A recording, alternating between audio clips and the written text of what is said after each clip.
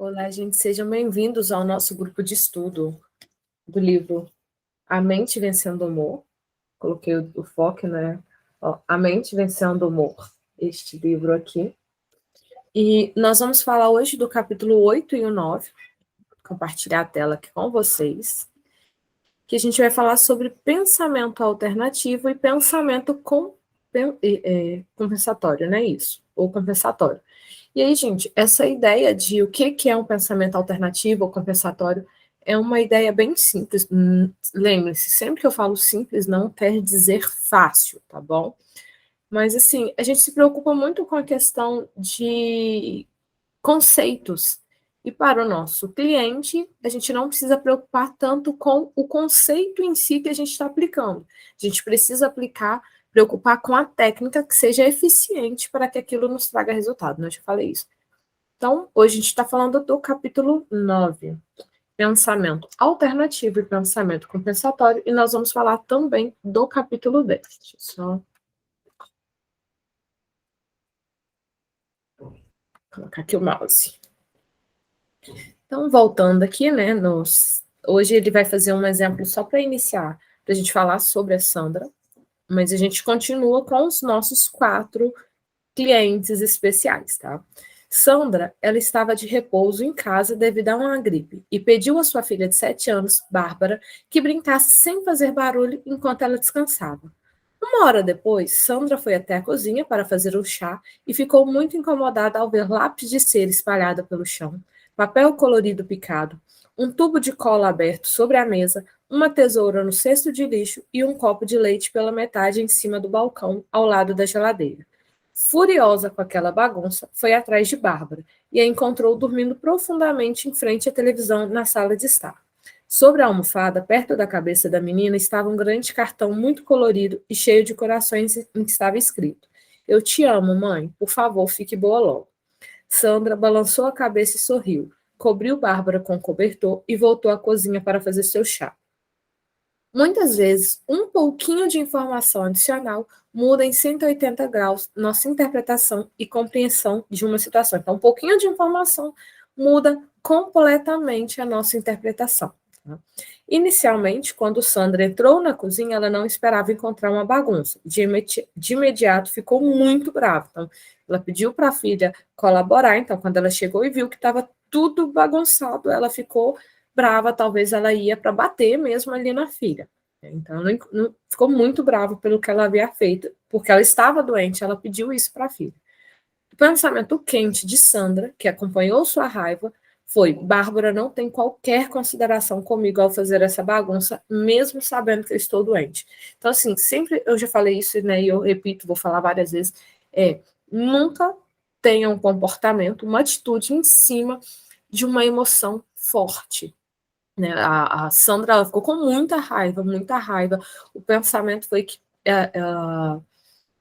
Bárbara não se importava, né? Não tem nenhuma consideração. Então, assim, se ela fosse tomar uma atitude em cima daquela emoção forte, daquele pensamento que a gente. Até porque a gente não avalia de imediato o pensamento.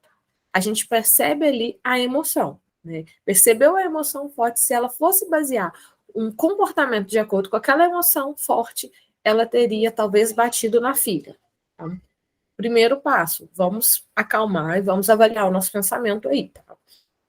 Ao fazer isso, né, ao ter um pouco mais de informação, ela descobriu aquele cartãozinho, né, a informação é um cartãozinho, ela pensou, opa, Bárbara, ela não é que ela não tem consideração comigo, ela estava preocupada comigo e queria ajudar a me sentir melhor. Nossa, que gentil. Ou seja, mudou completamente ali. Sentimentos de gratidão e carinho em relação a Bárbara, seguir esse pensamento. Saber o significado por trás de toda aquela bagunça fez Sandra mudar sua atitude e seu humor. Vou colocar aqui o Vitor. Vitor, né, vai falar ali sobre a mudança na esposa. Quando ele vê a esposa, que ela não se importa com ele, porque ela muda toda a expressão, ele tira conclusões precipitadas ao saber daquilo ali. Mas quando a gente começa a buscar novas evidências, a gente começa a pensar diferente. E a gente vai vendo como que se aplica isso.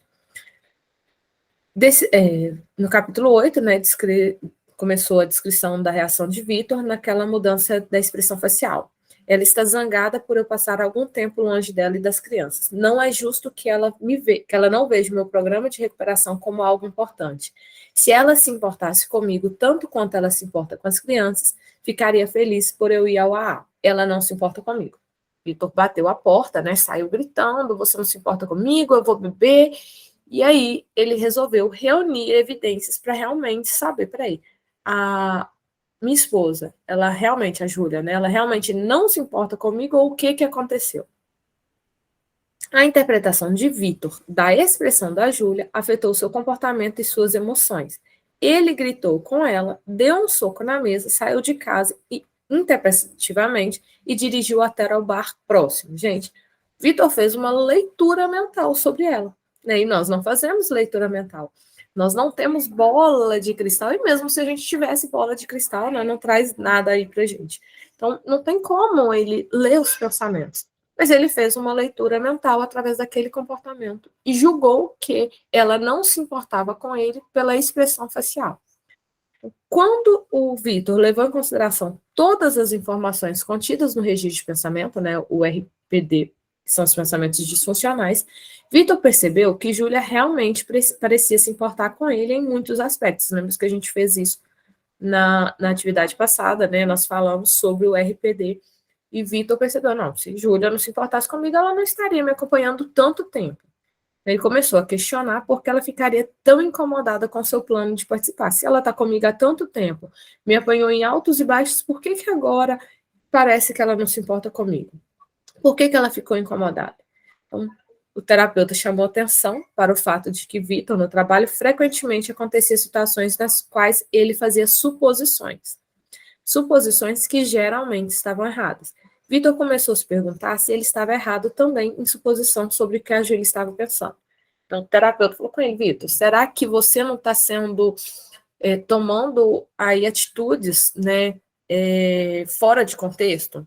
Será que a gente não precisa buscar? Lembre que no RPD a gente procura as evidências que confirmam o pensamento disfuncional e evidências que não apoiam esse pensamento disfuncional. Então, o terapeuta começou a questionar aqui para achar pensamentos alternativos ou pensamentos compensatórios.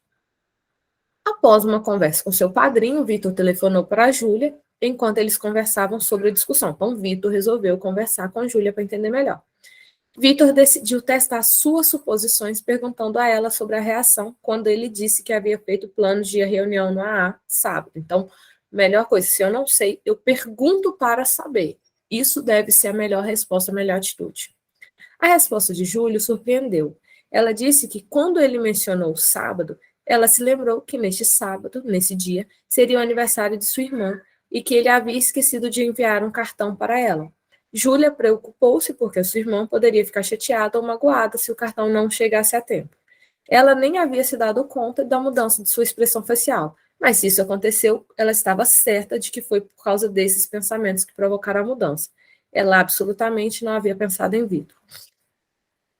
Olha só como que tomar decisões baseadas em emoções fortes, tanto negativa quanto positiva, não importa a emoção, ela nos traz consequências negativas depois.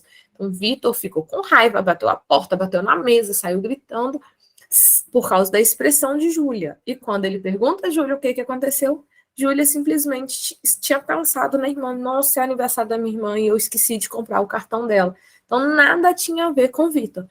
Mas Vitor achou que era por ele, baseado nas experiências dele, na interpretação interna que ele já tem, todas as experiências nas situações, né? Então, Vitor supôs que era, e aí, ao avaliar, ao questionar, ele estava completamente errado.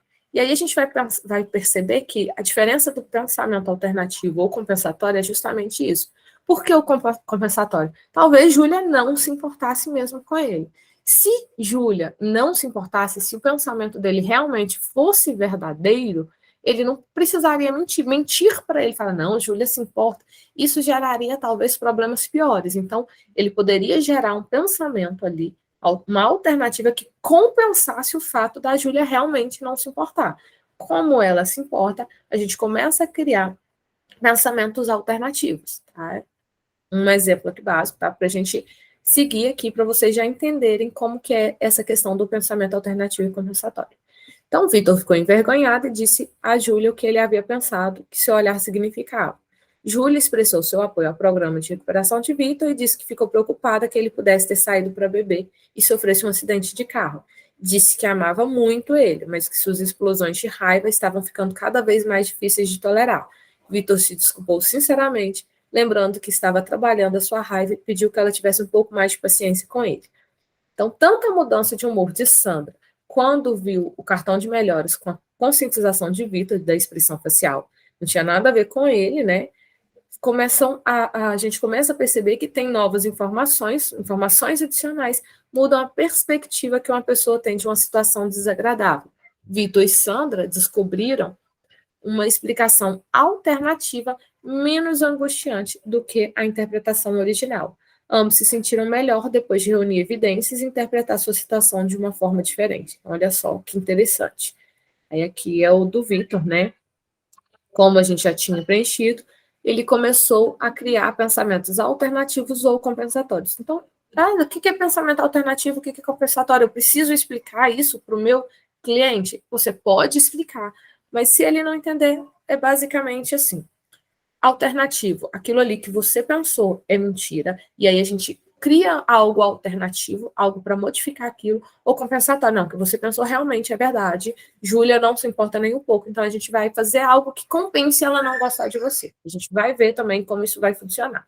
Então, o pensamento de Vitor mudou e ele colocou, não, a expressão no olhar de Júlia foi porque ela se lembrou do aniversário da sua irmã. E aí, esse pensamento, ele acredita 100%. Então, essa medição aqui é quanto você acredita nesse pensamento alternativo ou compensatório. Vitor acredita 100%. Ela apoia que eu assista às reuniões da AI e quer que eu permaneça sóbrio. Quanto que você acredita nisso, Vitor? Eu acredito 100%. E aí outro pensamento é, ela realmente se importa comigo. Quanto que você acredita? Ele acredita 80%. Já tá bom, né? Ele não acredita 100% que ela se importa com ele, porque eu acredito que talvez ele aí tem alguns medos, porque ela falou a respeito da... Tá difícil, né, tolerar todas essas explosões de raiva, mas ela ainda acredita e Vitor confia 80% nisso. Então, observe que Vitor classificou a sua crença nesse pensamento alternativo como muito alto. Ele acredita plenamente que a mudança na expressão facial de Júlia se desse ao fato dela ter se lembrado do aniversário. Então, ele classificou sua crença 100%. Ele acredita 100% nisso. As visões alternativas de uma situação sobre a qual você escreveu devem levar em conta tanto as evidências na coluna 4 quanto na coluna 5. Então, a visão alternativa ela tem que levar em consideração as evidências, tá?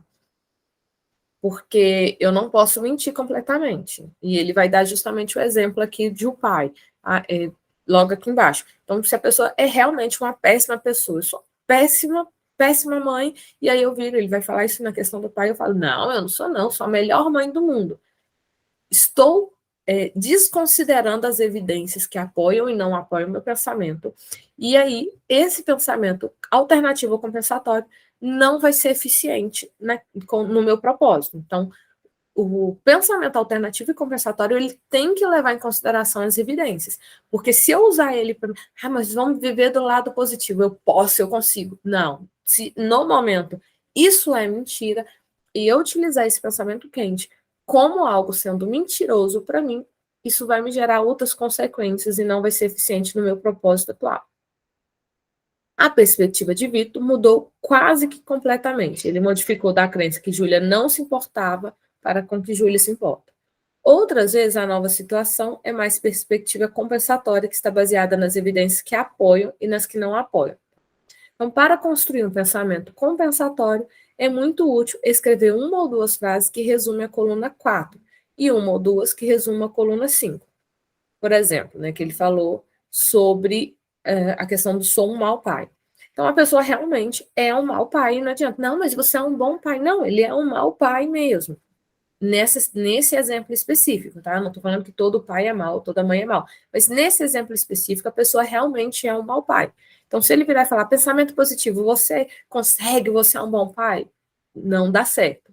Pensamento positivo, a gente pode sim voltar o nosso pensamento para o positivo, porque a gente pensa sempre no negativo, porém, pensamentos positivos baseados na realidade. Eu não posso hoje, eu não consigo. Mas se eu treinar, se eu conseguir, se eu me esforçar o suficiente, eu vou conseguir. Olha a diferença, o pensamento ficou positivo, mas eu faço pensamento positivo dentro da minha realidade. Pensamento positivo fantasioso não funciona.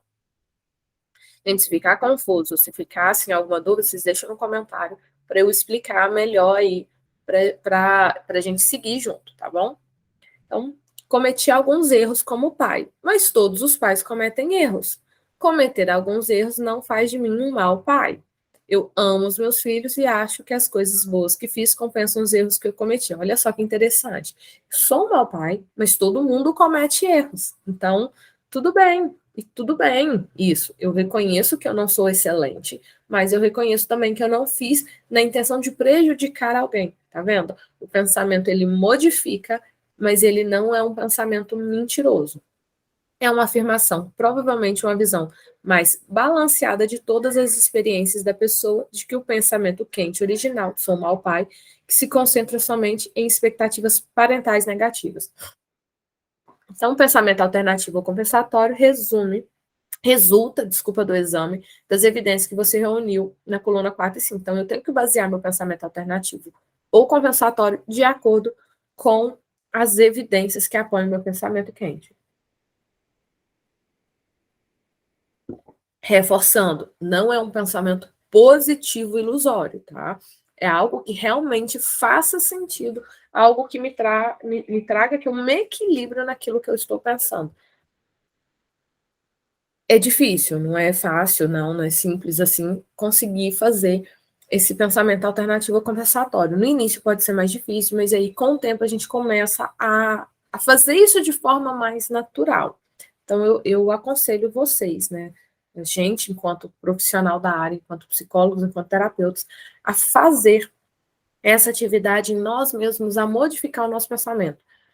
A gente que é psicólogo, a gente que é terapeuta, a gente tem muita questão de ansiedade também.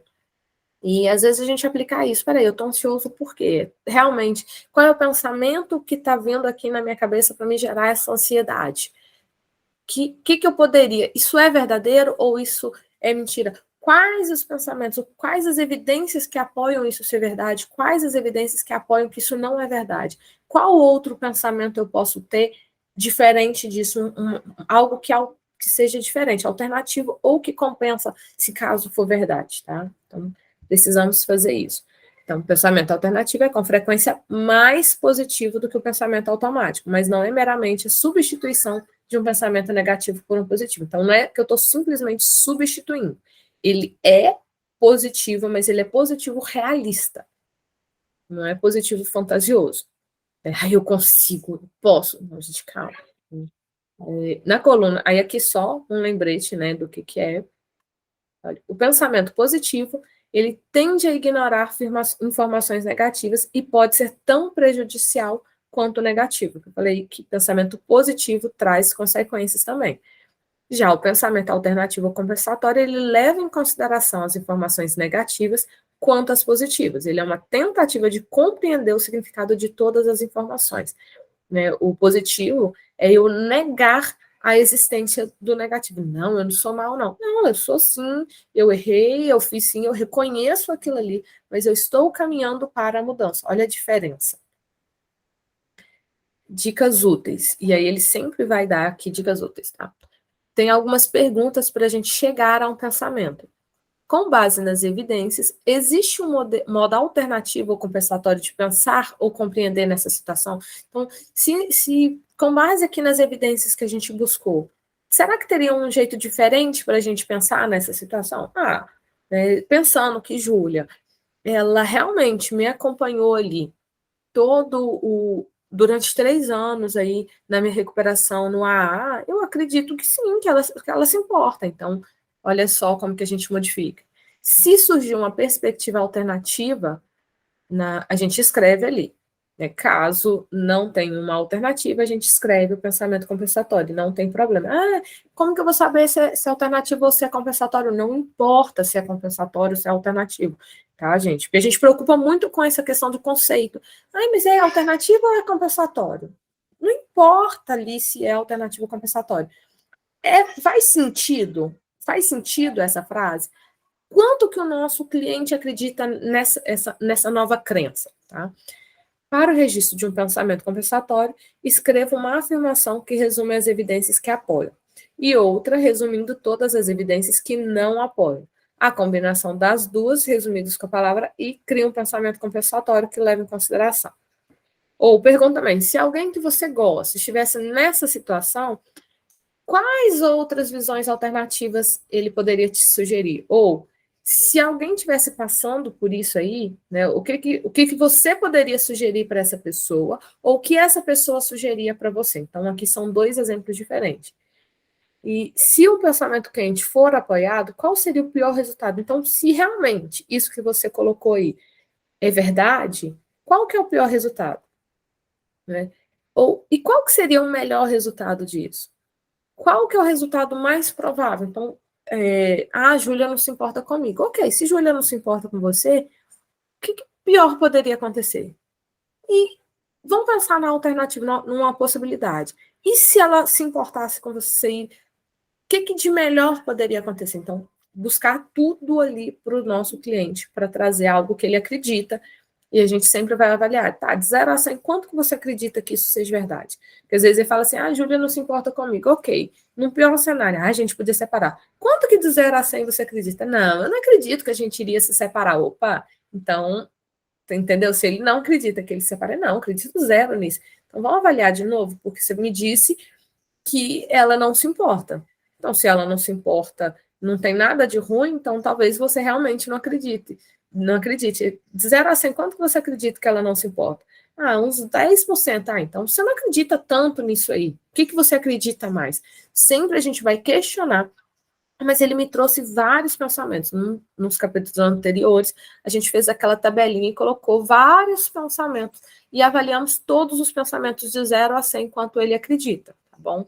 Então, a gente pode fazer isso também. E anotar todos os pensamentos, perguntar de 0 a 100, quanto você acredita nesse? De 0 a 100, quanto você acredita naquele? E assim a gente chegar a uma conclusão melhor para os nossos clientes. Então, agora chegando a Paulo. Conforme também descrito no capítulo 8, Paulo preencheu um registro de pensamento referente às experiências depois de passar o dia com a família da sua filha. Meus filhos e netos não precisam de mim. Paulo conseguiu perceber que há várias coisas ali, né, várias questões que os netos ainda, os filhos ainda, os genros ainda precisam dele. Tá? E ele ficou assim, bem mais tranquilo. Paulo, lembrando, tem depressão. Meus filhos e netos não precisam mais de mim. Decidiu que o modo mais correto e compensatório de compreender suas experiências era, embora meus filhos e netos não precisam de mim como de costume, olha que interessante a questão do compensatório. Meus filhos e netos não precisam mais de mim. Isso é mentira ou verdade? Não, é verdade. Os filhos e netos do Paulo já cresceram, eles realmente não precisam mais do Paulo. Não é mentira, é um pensamento verdadeiro. Porém, ele decidiu que, embora meus filhos e netos não precisem mais de mim, eles ainda parecem apreciar estar comigo e até me pedem conselhos. Eles me dão atenção, embora não tenha sido a mesma atenção que foi no passado. Então, olha que interessante, tá? Olha que incrível. Eles não precisam de mim, ok, eles não precisam de mim. Porém, mesmo não precisando de mim, eles fazem questão da minha presença. E aí Paulo reduziu, ele estava triste na depressão, reduziu de 80 para 30 de pensar nisso, porque não precisam, eu realmente não sou útil. Porém, embora eu não seja útil, meus filhos, meus genros, meus netos, eles ainda fazem questão da minha presença. Tanto é que o genro, mesmo não precisando dele, já tinha feito uma reforma, pediu a opinião do sogro para fazer uma outra questão. Ele precisava da opinião do sogro? Não, mas ele gostava, ele apreciava a companhia do sogro ali. Olha como que faz a diferença o pensamento compensatório, tá vendo? Não precisa, mas eles querem. E Paulo automaticamente modificou ali a sensação. Olha o exemplo aplicado aqui de um pensamento compensatório. Mas tadinho do meu cliente, não. A gente tem que ser realista, não posso ser positivo, mas eles se importam sim, gente. Pensamento positivo gera consequências negativas, tanto quanto o pensamento negativo. Então, seja realista com o nosso cliente, porque você cria um mundo de fantasia lindo para ele. Não, Paulo, seus filhos se importam sim, seus netos se importam, você é muito útil. E aí você gera uma frustração muito maior quando ele descobrir que ele estava certo e que realmente ele não importa. Então, não se importam, não se importam, não precisam, porém eles querem, eles fazem questão da sua presença. E aí, falando de Marisa, Marisa descreveu uma experiência na qual ela se sentiu decepcionada, deprimida, vazia, confusa e irreal. Essas emoções são tão penosas que eu tenho que me matar porque eu não aguento mais senti-las. Lembra, Marisa, foi muito difícil ela preencher as evidências ali, as evidências que não apoiam. Ela conseguiu mais evidências que apoiam esse pensamento. A pergunta mais relevante para Marisa foi: se minha amiga Kátia estivesse nessa situação e apresentasse esse pensamento para mim e tivesse essas informações disponíveis, que visões alternativas dessa situação eu iria sugerir? Então, ela concluiu que iria sugerir a Kátia: mesmo que você esteja sofrendo muito agora, conversar com alguém que gosta de você já te ajudou a se sentir melhor no passado. Você sabe que esse sentimento não vai durar para sempre e que você vai se sentir melhor em algum momento. Suicídio não é a única solução. Você está aprendendo novas habilidades que podem ajudar a você se sentir melhor e a permanecer melhor por mais tempo. Olha que incrível. A Marisa, ela estava numa situação em que ela não conseguia de forma alguma achar uma alternativa ali para ela, ou uma conclusão, algo que fizesse ela achar evidências de que o pensamento dela estava errado. Mas quando o terapeuta sugeriu ela, mas e a Kátia, sua melhor amiga? Mas eu não sei o nome da melhor amiga do meu paciente, do meu cliente. Pergunte a ele, olha só, você tem algum amigo, ou um filho, um pai, um irmão, um avô, um tio, alguém que você se importe? Eu tenho uma cliente e ela fala: eu não tenho amigos, os meus amigos só me fazem me sentir mal e todo mundo me faz me sentir muito mal. Ela não tem ninguém, né, segundo ela fala, que se importe aí. E aí eu fui questionando e a gente descobriu os avós. Mas os avós dela morreu há 20 anos. Daí? Se fossem se seus avós fossem vivos hoje e eles estivessem nessa situação, o que eles diriam para você? Né? Como que eles fariam para você? E ela, não, meus avós falariam tal e tal coisa para mim e tal. Então, não importa, mas eles não estão vivos. Não importa. Eu utilizo ali alguém que seja extremamente importante. Não, meus avós falariam tal coisa, porque para aquela cliente em específico, né, no meu caso, essa cliente específica, os avós para ela faz toda a diferença. Se alguém virar para ela hoje e falar assim: ai, que legal, você não gosta de abacate, não? Nossa, sua avó era apaixonada com abacate. Pronto, a partir daquilo ali, ela vai começar a comer abacate porque a avó dela comia, e a avó dela é o exemplo na vida dela, independente de estar viva ou não. Olha como que é importante a gente ter um exemplo para aquela pessoa seguir, tá bom? Mas eu não conheço ninguém. Mas eu sou apaixonada com o ator Tom Cruise. Ok, e o Tom Cruise nessa situação? Gente, não se limitem a coisas. Nós estamos trabalhando, por mais que a TCC ela me traz várias coisas baseadas em evidência, nós trabalhamos a mente humana.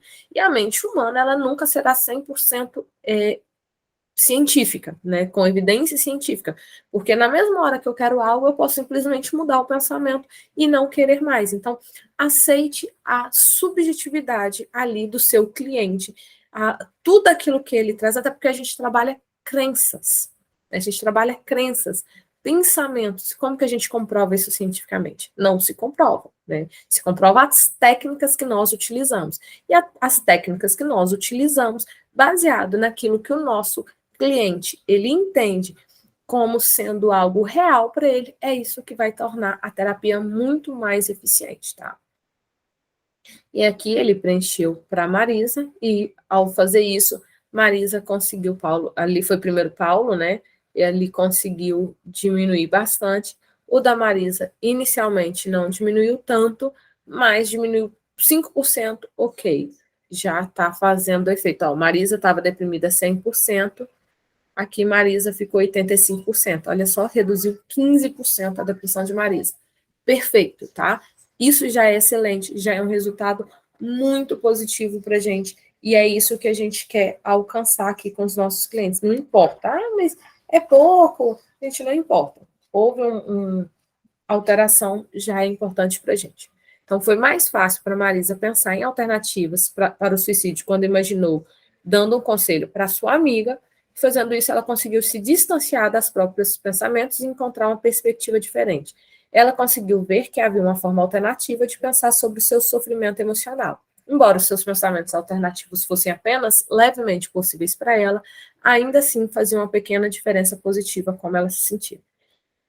Ela consegue se distanciar do problema. Eu sei que muitos aqui não gostam, né, de PNL, não gostam de hipnose, respeito.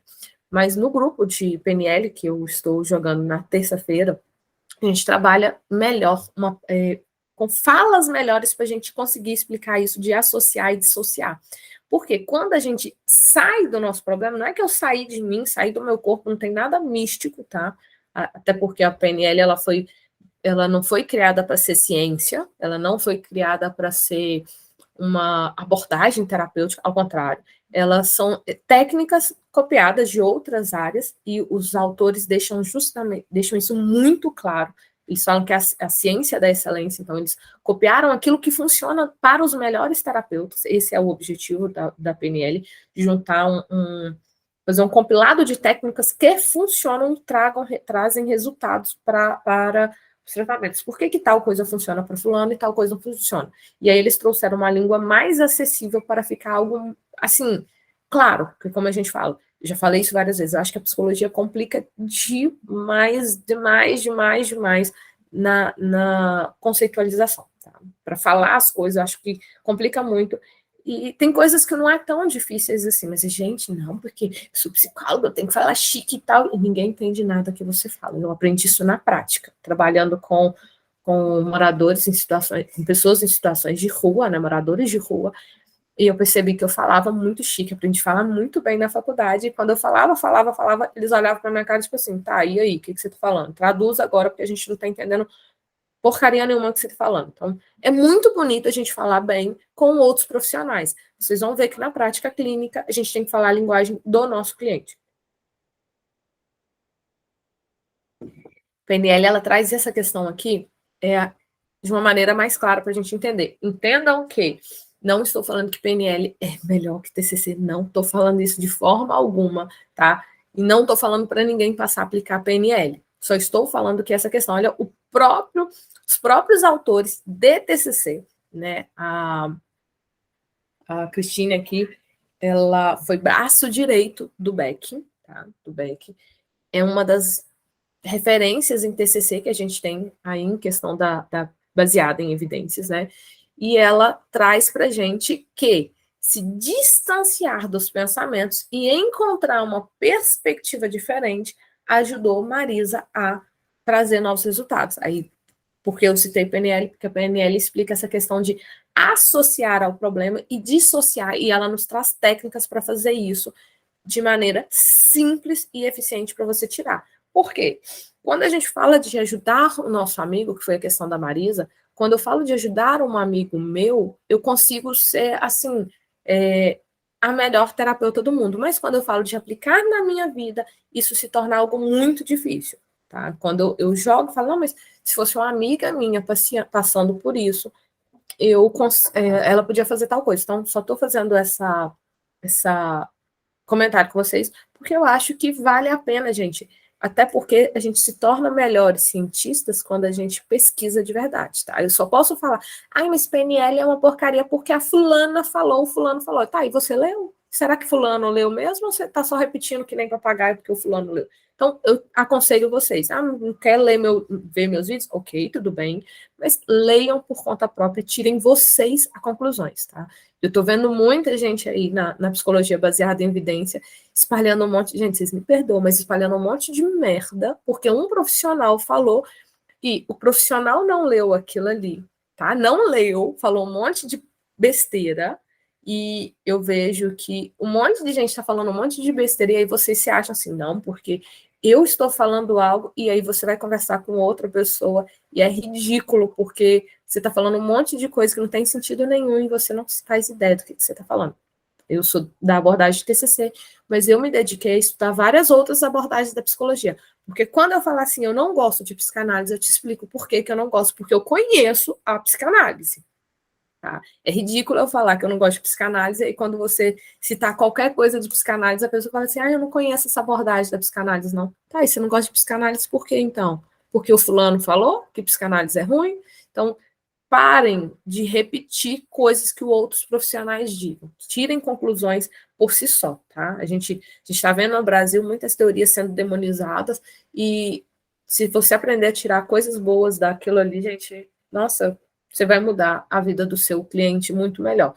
Se TCC é excelente e eu tenho eficiência e eu consigo trazer resultado, se eu puder aumentar 5% a eficiência aplicando uma técnica de outra abordagem, por que não fazer? A gente não está feliz porque Marisa reduziu em 15% a depressão? Por que eu não posso aumentar a eficiência do meu tratamento em 5%, 10%? Já é algo que nos traz resultados positivos, tá? Mas, gente, vamos voltar aqui no livro. Um comentário, você ouve, se você, né, você faz se você quiser, se você não quiser, siga aí, seja feliz, e cada um tratando aí os nossos clientes, né, da melhor maneira possível. E o campo no Brasil de saúde mental tem para todo mundo. Então, é melhor você, que trabalha com a psicologia baseada em evidências, trabalhar de maneira a buscar evidências nessas técnicas, do que deixar aí pessoas que nem informação têm, porque no Brasil não tem regulamentação para terapia, pessoas que não têm conhecimento nenhum em terapia, atender esse pessoal, e vai trazer resultados para alguns, para outros não, e problema deles, né, porque não é regulamentado, então eles podem, então é melhor você ser o melhor em buscar o conhecimento em várias áreas e falar, não, eu conheço, eu entendo tal coisa, do que ficar aí discutindo o que funciona ou não funciona, enquanto o outro está ganhando dinheiro aí, fazendo o que você acha que não funciona, que não é eficiente, que não tem comprovação científica, ele está fazendo, está ganhando dinheiro. Mas é charlatanismo, né? Tá, e aí, denuncia ele então, porque ele está fazendo terapia? Não vai funcionar. Então, vamos voltar aqui, perdão. Então, a quantidade de mudança que você observa em seus estados de humor, gente, se vocês buscam terapias alternativas, vocês vão começar a perceber que não é que eu vou sair da psicologia baseada em evidência, mas eu vou trazer muito mais evidência para a psicologia que eu aplico. Então, a quantidade de mudança que você observa em seus estados de humor, quando reclassifica na coluna 7, vai depender do quanto você acredita, né, do quanto o cliente acredita em seus pensamentos alternativos ou compensatórios. Como Marisa acreditava apenas ligeiramente, de 10 a 20%, seu humor não mudou muito. Com o tempo, se ela tiver experiências que coincidem com essas visões alternativas, seus estados de humor vai sofrendo mudanças conforme sua esperança de melhora. Então, mas só causou 10 a 20% da mudança, ela acredita pouco. Melhor ela acreditar pouco do que não acreditar nada. Tá? Então, vamos acrescentar aqui de pouco a pouco. Já a tristeza de Paula, ela também não desapareceu de um todo depois de ter completado um registro de pensamento disfuncional. Muito embora o seu pensamento compensatório fosse altamente aceitável, 85% por ele, um pouco de tristeza ainda permaneceu, porque havia alguma evidência que faziam recordar as perdas que ele vivenciou no passado. O objetivo não é eliminar as emoções, até porque, eu já falei isso, não me lembro se foi aqui ou se foi na sexta-feira, que a gente não vive sem emoção, tá? A gente tem emoção, a gente precisa da emoção, é impossível não ter emoção, mas a maneira como a gente reage nela que é diferente. As respostas equilibradas aos aspectos positivos e negativos da mesma situação. Então, não é eliminar ali a minha reação emocional, mas aprender a reagir de maneira diferente. Até eu vou ver, essa semana não vou ter como, vou ver se na próxima sexta-feira, essa sexta também é o Jogo do Brasil, né? Na próxima sexta, se a gente consegue fazer ali, para a gente completar e falar mais sobre emoções, que nós estamos falando sobre uns estudos alternativos lá de TCC. Então, se o seu estado de humor não apresentar nenhuma mudança, o que a gente faz, né? E aí ele vem trazendo aqui alternativas. O registro de pensamento, gente, ele traz aqui como registro de pensamento, a gente utiliza como registro de pensamentos disfuncionais, porque a gente vai trabalhar aquilo que é disfuncional para o nosso cliente. O registro de pensamento, ele não tem intenção de refutar o pensamento quente, mas investigar e descobrir o que você está ignorando, né? Se está ignorando evidências importantes, como frequentemente a gente faz quando a gente tem emoção intensa. Se o seu pensamento quente é principalmente apoiado por evidências, então você pode preencher um plano de ação ou praticar a aceitação. Então, se aquilo é verdade, então a gente vai trabalhar a questão da aceitação para modificar isso, tá bom?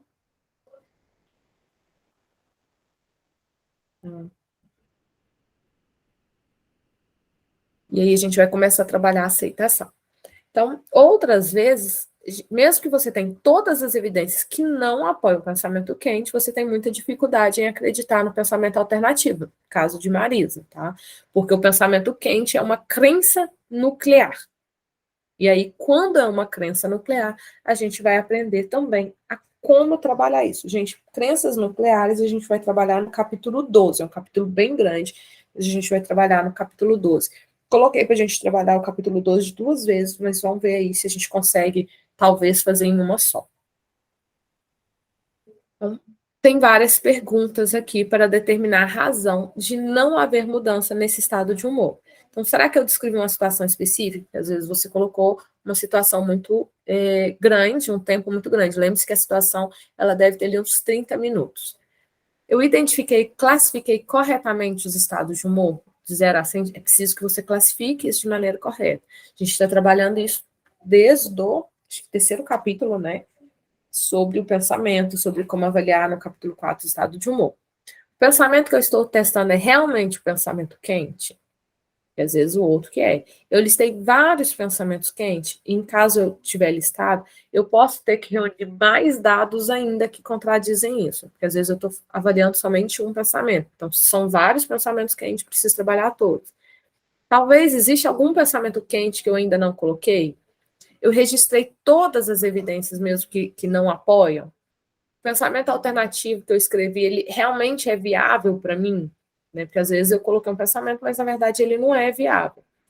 As evidências que apoiam realmente o meu pensamento quente, porque se precisa, eu preciso fazer um plano de ação ou desenvolver aceitação para trabalhar isso.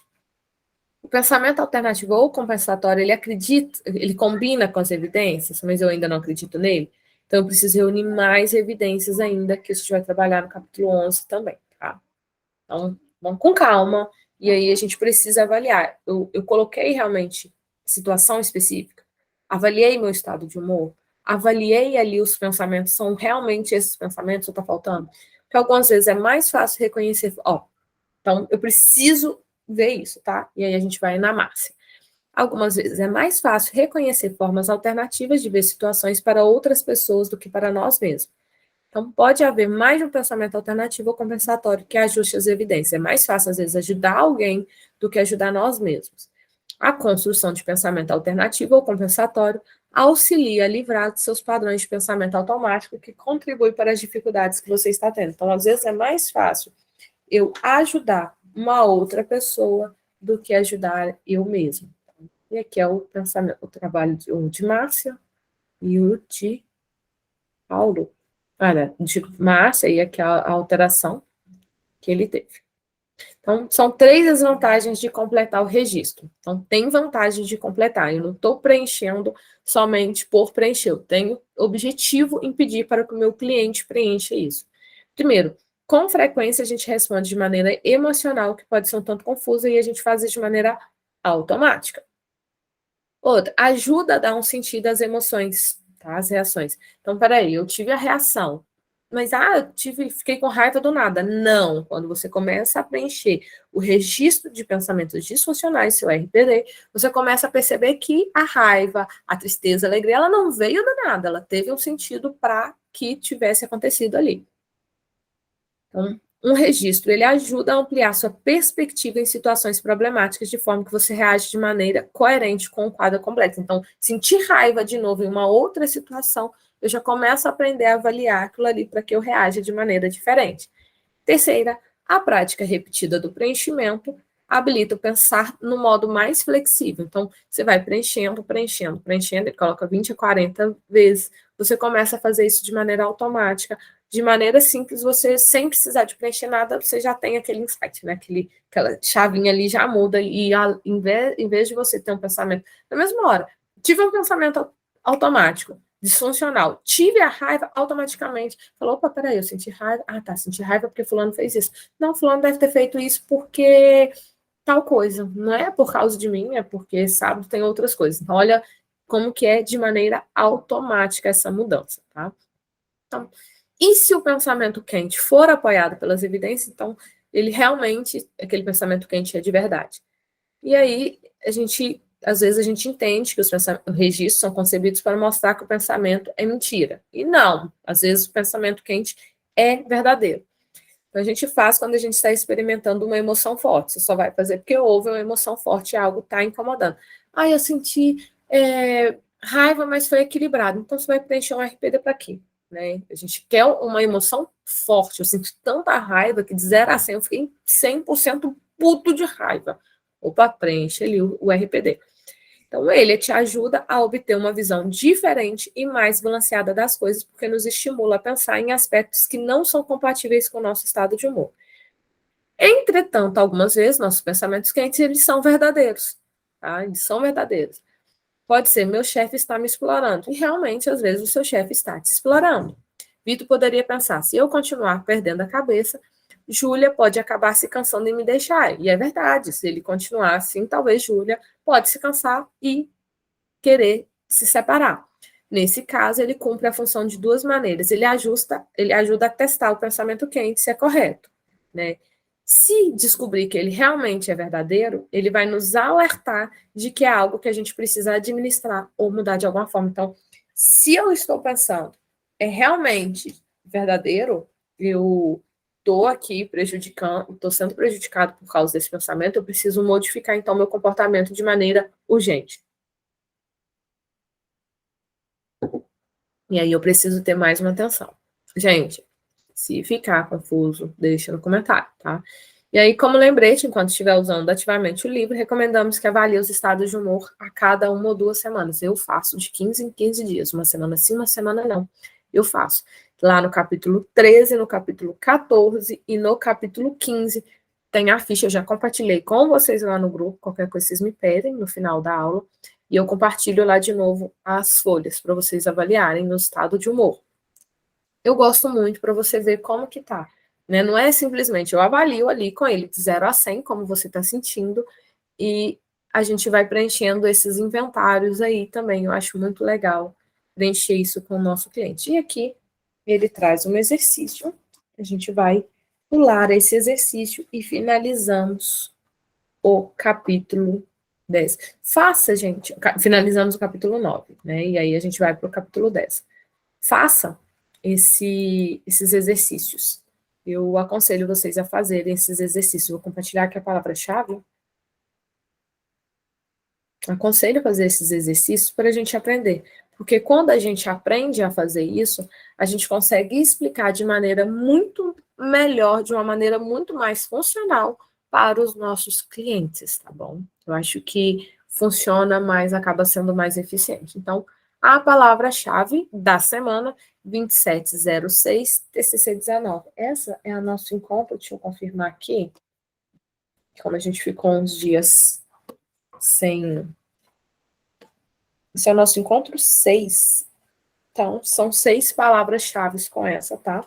Anotem todas as palavras-chave no final do livro, eu vou mandar o link para quem for pedir o certificado. O certificado é 100% gratuito, não está sendo cobrado nada aqui no grupo, tá bom? Mas você precisa assistir às aulas, e aí eu vou mandar no grupo, no final, um link para vocês preencherem aí. E aí, vamos voltar ao capítulo 10.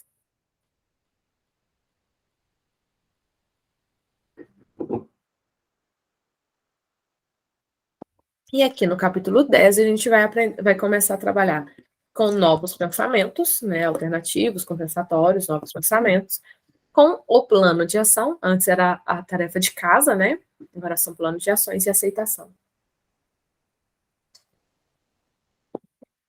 Foi vendo que essa ideia de tarefa de casa não era muito viável, porque a ideia tarefa de casa é muito, talvez remete à questão de escola, eu nunca gostei do termo tarefa de casa, mas aí eles vieram trazendo agora com um plano de ação e a gente vai aplicar.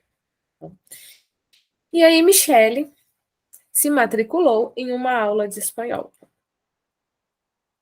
para se preparar para uma viagem para o México. O livro não foi feito no Brasil, então Michelle fala inglês. Ela aprendeu a pedir informações, fazer pedidos em restaurante e a manter conversações simples. Quando Michelle chegou ao médico, ao México, né, o motorista do táxi falava inglês, assim como os funcionários do hotel. Depois de desfazer as malas, ela decidiu ir até uma loja próxima ao hotel para comprar alguns cartões postais e selos. Na loja, todos falavam espanhol rapidamente. Michelle verificou seu tradutor digital, aproximou-se do balcão com hesitação e falou as frases em espanhol que acreditavam ser corretas. Para sua surpresa, a mulher atrás do balcão sorriu e entregou o número certo de cartões. Por que Michelle ficou surpresa? Né? Se ela estudou, usou o tradutor, né? Por que ela ficou surpresa? O nosso aprendizado de algo novo tende a ser intelectual, ou seja, apenas em nossa cabeça. A gente sabe que você estudou, você sabe ali se perguntar, né? A Alice, ela até falou nas primeiras aulas, né, Alice, que você estudou, mas tem um medo da prática, porque a gente sabe tudo, mas você acha que só está na cabeça. E aí, quando a gente vai fazer na prática, a gente fica surpreso, porque a gente dá conta, pô, eu já estudei isso, eu consigo fazer. Né? Então, a gente sabe que determinado idioma deve funcionar em outro país, mas quando realmente a gente fala esse idioma, a gente duvida antes, né, que a gente vai ser compreendido, porque as palavras e frases soam muito diferentes daquelas com as quais nós estamos familiarizados. No começo, a língua nativa parece a única forma correta de falar. Uma nova língua parece uma comunicação de verdade somente depois de muita prática. Então, quando a gente está iniciando, a gente acha que está errado, e aí você vai praticando e fala, não, realmente é assim mesmo, e vai desenvolvendo. Então, mesmo que Michelle achasse que a sua frase em espanhol estava correta, ela não sentiu segurança com o idioma até que começou a receber reações positivas por parte de outras pessoas. O desenvolvimento de novos pensamentos alternativos ou compensatórios pode ser comparado a escrever essa nova língua. Assim como qualquer idioma novo, novos pensamentos provavelmente parecerão estranhos e apenas parcialmente aceitáveis. Então, inicialmente, a gente não vai acreditar, mas a gente vai praticando, e vai surgindo outras coisas que fazem aquilo ali parecer real e vai se tornando realmente algo mais real. Por isso que eu falei, não é interessante a gente colocar como algo fantasioso, sabe? Pensamento positivo. Porque o pensamento positivo, ele não vai se tornar real. Quando é algo mentira, é totalmente mentira, e você traduz aquilo num pensamento positivo, e ignorando todos os fatos, você começa a ignorar a realidade e aquilo não vai funcionar. Só um minutinho, gente. Quando você começa a fazer. Só um minutinho. Então, quando você começa a fazer aquilo ali de forma, considerando todos os pensamentos negativos e disfuncionais, né, você começa a trazer aquilo como realidade para o dia a dia. Então, assim como Michelle fez quando aprendi espanhol, a melhor maneira de aumentar a credibilidade é experimentá-los em sua vida diária a fim de reunir mais evidências. Se suas experiências na vida apoiarem os pensamentos alternativos e compensatórios, você começa a acreditar mais nesses novos pensamentos e o seu humor melhora. Se as experiências não apoiam suas novas crenças, você pode usar essas informações para construir pensamentos alternativos diferentes que ajustem ao modo mais adequado. Então, às vezes, eu criei um modo alternativo, né, um pensamento alternativo, mas ele não está se adaptando ali. Então, eu começo a criar pensamentos que se adequam ao meu dia a dia para que faça mais sentido. Tá? E aí, Paulo? O humor triste de Paulo, no dia que visitou a família, melhorou quando ele se deu conta que, embora eles não precisavam, né, seus filhos ainda gostavam de sua companhia. Então, olha que interessante, eles ainda pediam conselho. Então, ele percebeu que realmente esse pensamento, eu acredito nele uns 80%, mas à medida que ele vai na casa dos filhos, dos genros, das noras, e eles começam a fazer Paulo participar mais ali do seu dia a dia, essa nova crença dele começa a se fortalecer. Então, a reação da família aumentou a crença de Paulo em seu novo pensamento, melhorou sua confiança em agir de acordo com essa crença e criou um tempo agradável e produtivo com a Alice, sua neta. Os pensamentos alternativos de Paulo proporcionaram a confiança que ele precisava para encontrar novas formas de se sentir necessário, em vez de desistir quando sua oferta original foi recusada. Então, olha que interessante, tá? O Paulo, ele tinha ali a dúvida, ele não sabia como fazer, né? Ele percebeu que ele não era realmente mais útil, mas ele começou a perceber que ele era ele não era mais necessário, mas as pessoas ainda continuavam utilizando. Quanto mais ele ia na casa dos filhos, mais o comportamento dos filhos mostrava que eles amavam ele. Então, independente de ser útil ou não, ele continuou sendo amado. Aumentou a crença ali dele. E aí ele traz aqui um exercício para ajudar a gente a aumentar, tá? Você coloca o seu pensamento, avalie de 0 a 100 quanto você acredita nesse novo pensamento, se você acredita ou não. Então, reavaliar, é muito interessante a gente fazer esse exercício para a gente aprender aí a instalar novos pensamentos, novas crenças em nós mesmos, porque a gente vai sendo criado com tantas crenças e a gente vive, talvez, no automático, né, em relação a várias crenças, e a gente começa também a inserir novas crenças, novos pensamentos e aplicar na nossa vida. Então, esse exercício é muito legal. E aí ele vem colocar aqui, Marisa, desenvolvendo um plano de ação para salvar emprego. Algumas vezes, quando a gente reúne evidências para testar um pensamento, você descobre que a maioria deles apoia o pensamento. Logo, não há um pensamento alternativo digno de crédito. Isso geralmente indica que existe um problema que precisa ser solucionado. Então, se o meu pensamento negativo, né, disfuncional, ele é verdadeiro, eu preciso resolver um problema, então. Embora uma mudança no modo de pensar seja com frequência útil, nem sempre será a solução completa. Então, não é simplesmente eu colocar um pensamento positivo e, pronto, meu mundo agora vai se tornar maravilhoso. Não, eu preciso mudar o meu comportamento. E aí a gente entra no plano de ação, que antes era a nossa tarefa de casa, nosso tarefinha, nosso exercício. Vamos começar a agir em cima daquilo ali que a gente quer a mudança. Então, quando a maioria das evidências apoia o pensamento, você pode desenvolver o plano de ação. Marisa e seu terapeuta passam várias sessões determinando as razões pelo qual ela havia se tornado suicida. Então, olha só que interessante. Várias sessões, tá? O terapeuta, ele não está fazendo isso em 1, 2, 3 sessões, ele está usando várias sessões. No caso de Marisa, ela era altamente suicida. Qualquer coisa que acontecia com Marisa, o pensamento dela era: vou me matar, vou acabar com a minha vida. Se eu morrer, é a melhor solução. E a gente tem que tomar um cuidado muito grande ao tratar essas pessoas, ao atender essas pessoas. Se você não se sente seguro em trabalhar pessoas altamente suicidas, gente, não é feio você encaminhar essa pessoa e falar: olha, eu não dou conta do caso, eu vou encaminhar. Feio e perigoso é você não dar conta e continuar insistindo, colocando a vida do seu cliente em risco, tá bom? Então, entenda as suas limitações. Nosso objetivo, né, nós fizemos um juramento na faculdade de ajudar as pessoas a se sentirem melhores. Então, vamos honrar o nosso juramento. Se você não consegue prestar um atendimento de qualidade para ajudar essa pessoa, não iluda, não se iluda, né? Ou você encaminha ela, ou você pede para um tempo para você conseguir. Eu indico encaminhar, porque se você pedir um tempo e ela é altamente suicida, nesse meio tempo ela pode querer cometer um suicídio, mas busque ali o máximo de conhecimento ou busque supervisão, tá? É importantíssimo você buscar supervisão para você conseguir achar ali meios para você trabalhar com as pessoas suicidas. Então, Marisa e o terapeuta construíram um plano de ação que pudesse ajudar a solucionar esse problema. E ela estava com o problema do emprego, né?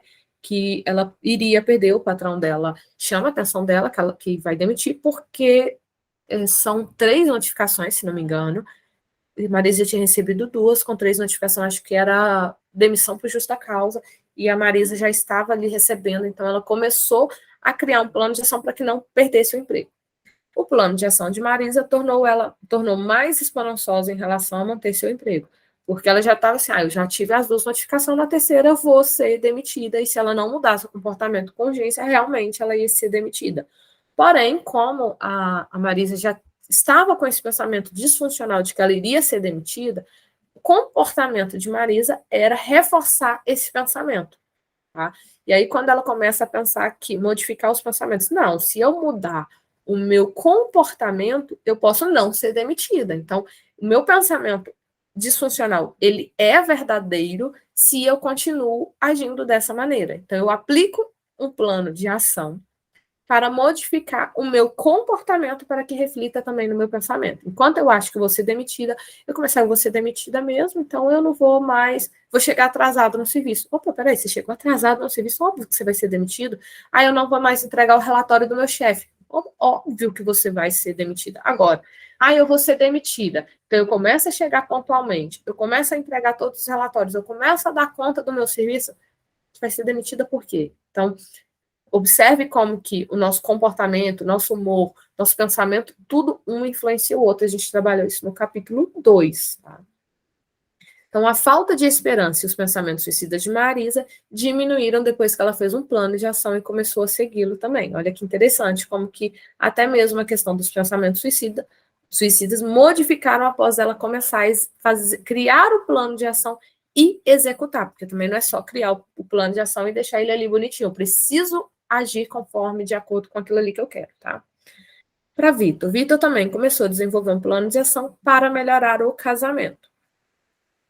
E aí, vou passar aqui, Vitor achou que poderia modificar, né, melhorar o comportamento dele, e aí ele começa a trabalhar, começa a agir para que isso seja mais positivo para ele e para a esposa. Então, ele começa a escrever objetivos que ajudariam ele a melhorar. Aqui, ó, olha a situação, né? O objetivo da Marisa, salvar meu emprego. Quais as medidas a serem tomadas? Falar com meu supervisor, porque eu estou estressada, contar para ele um pouco das coisas. Que dia que você vai começar a fazer isso? Quarta-feira, depois da reunião. Então, coloque também algo específico, tá bom, gente? Quarta-feira, às 7 da manhã, às 8 da manhã, seja específico. Possíveis problemas. O supervisor pode estar muito ocupado para falar comigo, ou ele pode dizer que é tarde demais para eu salvar meu emprego. Então, possíveis problemas, ela colocou aqui a pior das hipóteses. Pode ser tarde demais e eu ser demitida. Tá, então vamos procurar estratégia para isso. Se o supervisor estiver ocupado demais, eu posso falar com ele com antecedência e pedir uns 15 minutinhos, né? Se ele falar que já é tarde demais, eu lembro para ele que eu sempre fui muito boa no trabalho e peço que ele me reconsidere por pelo menos 30 dias e me dá uma chance para melhorar. E aí, qual é o progresso? Opa, terça-feira ele concordou com a reunião de quarta, e na quarta-feira ocorreu tudo bem, eu chorei, que eu não queria ter feito, mas ele pareceu satisfeito. Então, olha só que interessante. Ela achou que aqui tem outras coisas, né, que ela coloca, mas ela começa a ver que tem outras possibilidades. Esse aqui, o do Vitor também é a mesma coisa, né? Fazer 5 coisas positivas por dia para a Júlia. Por exemplo, beijá-la, elogiá-la, ajudá-la, sorrir para ela, massagear o pescoço, perguntar sobre o seu dia. Então, ele coloca um monte de coisa que ele quer modificar. A partir de quando você vai começar? A partir de hoje, quando eu chegar na minha casa. Todas as manhãs eu vou fazer isso. Então, possíveis problemas. Eu posso ter raiva dela. Então, se eu tiver com raiva dela, eu posso fazer coisas mais fáceis, como, por exemplo, ajudar. Aí eu não preciso também ficar beijando ela, carinhando, porque eu tô com raiva. Então, eu vou lavar a louça ali, que eu já sei que eu ajudo ela, e isso vai melhorar o meu casamento, tá? Essa é o exercício aqui, né? Plano de ação. E o livro também nos traz para a gente fazer, ó, medidas a serem tomadas, data para começar, possíveis problemas, estratégias para solucionar e progresso. E você pode imprimir isso aqui um monte para o seu cliente, porque às vezes ele vai ter vários problemas. E aí a gente vai trabalhar também a questão da aceitação, porque tem situações, gente, que a gente vai ter que aceitar a realidade e trabalhar em cima disso, porque a realidade a gente não consegue modificar às vezes, tá? No caso de Marisa, o patrão olhou e falou, ok, entendi, você me pediu 30 dias? Não, você está demitida. Então, a gente tem que começar também a trabalhar a aceitação. Quando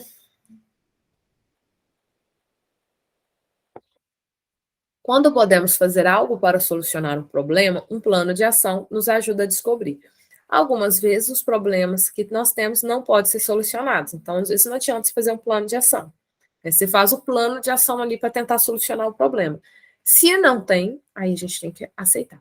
Outras vezes, podemos experimentar circunstâncias na vida que são muito difíceis de suportar, mas não são problemas para os quais podemos buscar solução, como um registro de pensamento. Por exemplo, podemos ficar muito doentes, ou alguém muito próximo pode morrer, ou podemos ter uma tarefa desagradável a realizar. Nesse caso, o desenvolvimento de uma atitude de aceitação pode nos ajudar. Um caso de um câncer, por exemplo, não, eu vou criar um plano de ação para vencer o câncer. Tá, o seu médico vai fazer isso, porque o objetivo do médico, né, vai ser um avanço muito grande para ele curar o câncer. Mas, como às vezes é um câncer terminal, não pode fazer nada, o que a gente tem que fazer? Aceitar. E aí ele justamente traz aqui o caso de Lupe, que tem um câncer cerebral, com 59 anos, e ela é obrigada a aceitar que tem esse câncer e que isso não pode mudar. E também tem a questão do Rodney, que o pai dele tem demência, né? Outra coisa que não tem como ele mudar, o pai tem demência e todas as vezes que ele vai lá, o pai não faz ideia de quem é ele. E aí, aqui, nessas duas questões, ele começa a encontrar meios alternativos de você trabalhar isso. Tá? Então, a aceitação, ela não significa que precisa pensar positivamente sobre eventos negativos ou nos sentirmos felizes em relação a coisas que estamos vivenciando. A mente vencendo o humor e a TCC, ela não sugere que é uma boa ideia simplesmente substituir um pensamento negativo por um positivo. Então, olha, Luper tinha câncer. Luper tinha câncer, pronto, acabou, tinha, e recebeu esse diagnóstico. E aí, o que Luper, inicialmente, ela não aceitava? Porém, quanto mais ela não aceitava, não, eu tô curada, pensamento positivo, né? Olha que linda, eu tô curada. O diagnóstico dela continuou e o médico falou, olha, é câncer terminal, pronto, acabou, você vai morrer, né? Não com essas palavras, mas acorda para a vida, coração, pensamento positivo, infelizmente não vai ajudar. O que o Lupe fez? Aceitou, opa, eu tenho aqui, tá, né, em terapia, eu tenho aqui, eu aceito, eu sou obrigada, eu não tenho outra escolha, sou obrigada a aceitar o câncer. Então, o que eu vou fazer? Vou aproveitar os últimos minutos da minha vida. Rodney, seu pai tem demência. E aí ele ficava com muita raiva porque o pai não sabia quem era ele. Poxa, como que meu pai não sabe quem sou eu? Mas a raiva de Rodney não fazia o pai dele se lembrar quem era. E aí, se não me engano, a enfermeira virou para ele e falou assim: olha só, seu pai nunca vai lembrar quem é você, porque ele tem demência. Pode chegar que em algum momento ele tenha um momento ali de lucidez e lembra, meu filho e tal. Ele, por que você não aproveita esses momentos? Então, já a Rodney, que você quer passar com seu pai, os últimos momentos dele, tenha momentos agradáveis. E aí ele aceitou, opa, peraí, realmente, meu pai tem demência e eu não posso modificar o quadro de saúde do meu pai. Ele tem demência. Então, eu sou obrigado a aceitar. O que eu vou fazer? Eu passo a agir de maneira a fazer com que esses momentos que são extremamente desagradáveis se tornem agradáveis para mim.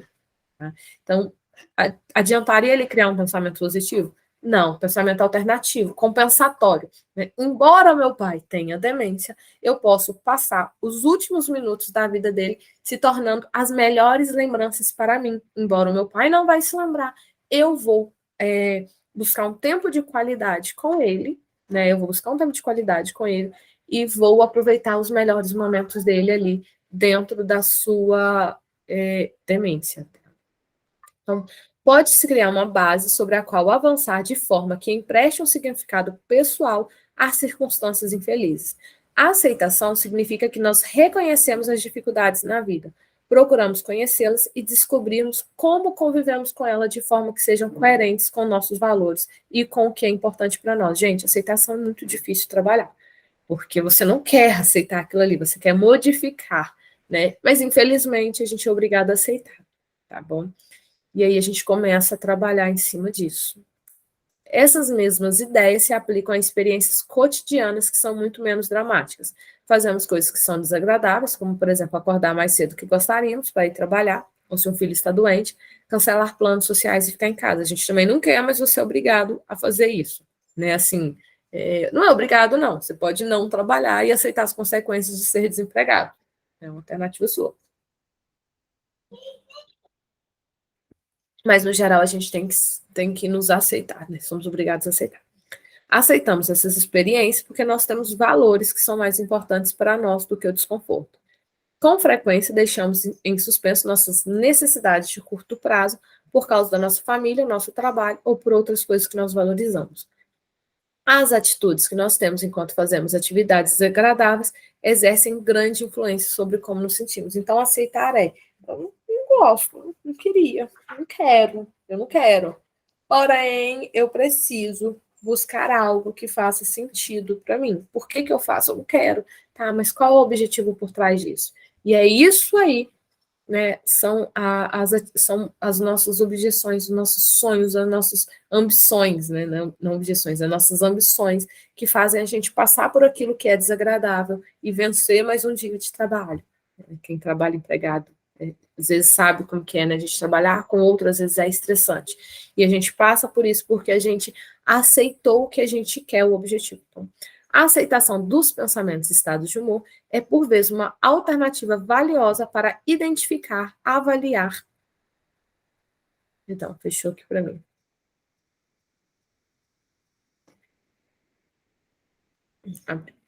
Então, cadê?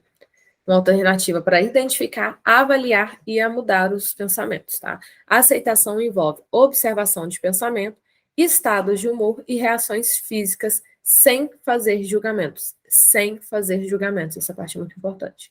Por exemplo, muitas pessoas acham útil conseguir simplesmente observar os pensamentos enquanto eles aparecem e desaparecem. A aceitação dos pensamentos não deve ser confundida com acreditar que eles estão corretos ou adaptativos. Então, aceitar não é falar que eles estão certos ou errados, é simplesmente aceitar que eles vêm e vão embora. Simplesmente significa que você reconhece que eles existem, eles estão presentes e você pode observar sem acrescentar algum significado ou julgamento a eles. Aceitar depressão não é que eu tô depressiva, agora eu vou morrer com depressão e pronto, acabou. Não. Quando eu reconheço e eu aceito o diagnóstico, eu começo a buscar alternativas para confrontar aquele diagnóstico, tá? No caso de um diagnóstico igual câncer, né, câncer terminal, eu tenho que aceitar e aí criar alternativas de tratamento para que eu viva os meus melhores momentos com aquele diagnóstico. Então, essa é a questão da aceitação. Aceitar não significa que eu vou morrer desse jeito, mas eu vou criar alternativas ou meios que compensam aquele diagnóstico. Então, se eu tenho um diagnóstico que eu posso criar soluções para ele, vou fazer um plano de ação para resolver o meu problema. Mas se eu tenho um diagnóstico que eu não consigo resolver, eu vou criar alternativas para conviver com aquilo ali. Por exemplo, Saulo entendeu que um passo importante na aprendizagem do manejo da ansiedade era entrar em situações que o deixavam ansioso para testar seus medos e praticar o enfrentamento. Conforme mostram os exemplos a seguir, existem diversos caminhos para aceitação. A gente pode simplesmente observar os pensamentos e sentimentos sem julgá-los ou sem tentar mudá-los. Eu posso colocar nossos pensamentos e sentimentos em uma perspectiva, pensando em um quadro mais amplo. Então, eu posso começar a pensar de uma maneira muito maior. Posso, né, algumas vezes também é importante, aceitar as reações internas ou circunstâncias externas quando associamos nossa aceitação dos pensamentos e sentimentos a valores que são importantes. Por exemplo, o Rodney faz isso quando coloca o amor acima do sofrimento. Bom, então, eu posso e eu devo estar avaliando muito essas coisas aí. Então, ele passa aqui para a gente um exercício da aceitação, para a gente identificar uma situação externa na qual seja útil desenvolver uma aceitação. Ele coloca aqui para a gente fazer. E eu acho muito útil, gente, vocês fazerem esses exercícios. Eu já falei isso várias vezes e eu repito. Eu acho que é muito importante a gente fazer, porque quando a gente aplica em nós mesmos, fica mais fácil para a gente aplicar em nossos clientes e explicar para eles como que funciona. E aí, finalizando o nosso capítulo 10, fortalecer novos pensamentos, reunindo mais evidências, é particularmente útil quando você tem dificuldade em acreditar nos pensamentos alternativos e compensatórios, mesmo que esses pensamentos se ajustem à sua experiência da vida. Os planos de ação são um passo seguinte excelente quando as evidências a partir das experiências da vida sugerem que você tem um problema real que precisa ser solucionado. A aceitação é, com frequência, o melhor caminho se os problemas não podem ser solucionados. Se você está em meio a dificuldades que precisa enfrentar ou se quer colocar seu sofrimento em perspectiva para que possa avançar na direção daquilo que mais valoriza. Então, é importante a gente fortalecer novos pensamentos e reunir evidências e agir de acordo com esses novos pensamentos e aceitar isso, tá? Gente, aí verificação de humor, né? Ele vem colocar aqui para a gente fazer novamente eu faço de 15 em 15 dias, então não tem necessidade de fazer isso toda semana, mas verificar como que está o humor dos nossos clientes. E aqui, verificação do objetivo, também a gente já fez isso no exercício no capítulo 5, tá? Então, manter os objetivos em mente enquanto continua a praticar habilidades, você provavelmente fará progresso em direção aos objetivos. Então, tenha em mente o que você quer de maneira clara ali, o que nós queremos trabalhar em terapia, o que você está trabalhando, o que você está ajudando aquele seu cliente. E aí, no próximo encontro, semana que vem, a gente vai falar sobre pressupostos subjacentes e experimentos comportamentais. Então, gente, é isso. A gente finaliza aqui o capítulo 9 e o capítulo 10. Quem tiver dúvida, quem quiser comentar, Tamires, concordo, Tamires, discordo, ou se ficou algo assim que não foi claro, não ficou de fácil entender, gente, vocês deixem no comentário para me ajudar. E aí eu faço explicando melhor, né, como que está aí, eu ajudo vocês a entenderem de maneira muito mais clara, tá bom? Palavra-chave 27016, TCC 19.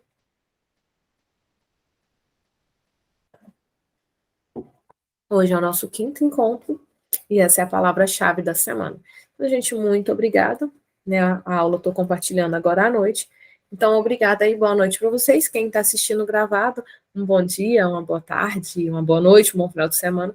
E aí a gente se encontra semana que vem. Qualquer dúvida, qualquer comentário, vocês deixem aqui no comentário, tá? Qualquer opinião, sugestão, ou até mesmo crítica, deixa no comentário aí, que vocês me ajudam, fortalece aqui e ajuda a gente a crescer junto, ou manda lá no WhatsApp ou no Telegram, tá bom? Uma ótima noite aí para vocês e até semana que vem.